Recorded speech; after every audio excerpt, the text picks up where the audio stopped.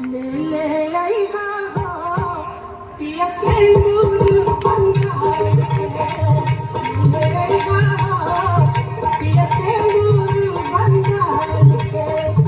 सिंदूर पंजाब के हो सिंदूर पंजाब के हो ले आई हो पिया सिंदूर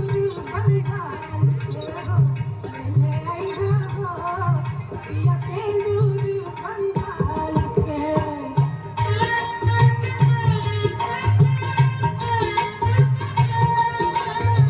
लीजिए प्रस्तुत है कजरी। अरे रवा उमर घुमर घर शोर मचावत आवे रे रामा अरे रवा उमर घुमर घर शोर मचावत आवे रे रामा मगरिया छाए रामा मगरिया छाए रामा अरे रवा उमर घुमर घर शोर मचावत आवे रे रामा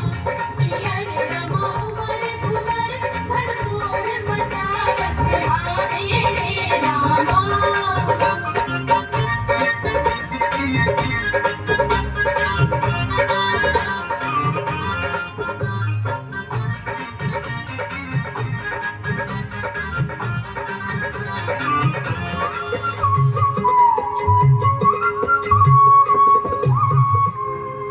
उजर बगुला बिने पिपरा न शोभे कोयल बिनु कोयल बिनु कोयल बिनु बगिया न शोभे राजा कोयल बिनु बगिया न शोभे राजा कोयल बिनु बगिया न शोभे राजा कोयल बिनु बगिया न शोभे राजा कोयल बिनु बगिया न शोभे राजा कोयल बिनु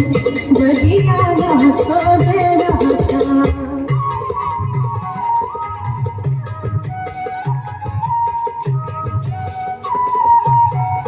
लाल सिंदूर बिन मंगिया न सोवे लाल सिंदूर बिन मंगिया न सोवे लाल सिंदूर बिन मंगिया न सोवे बालक बिनु गोदिया न सोवे राजा बालक बिनु गोदिया न सोवे राजा बालक बिनु गोदिया न सोवे राजा बालक बिनु गोदिया न सोवे राजा बालक बिनु गोदिया न सोवे राजा बालक बिनु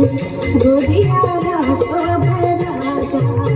दिया प्रस्तुत है इसे दुर्गा पूजा के शुभ अवसर पर होबा वाला मिथिलांचल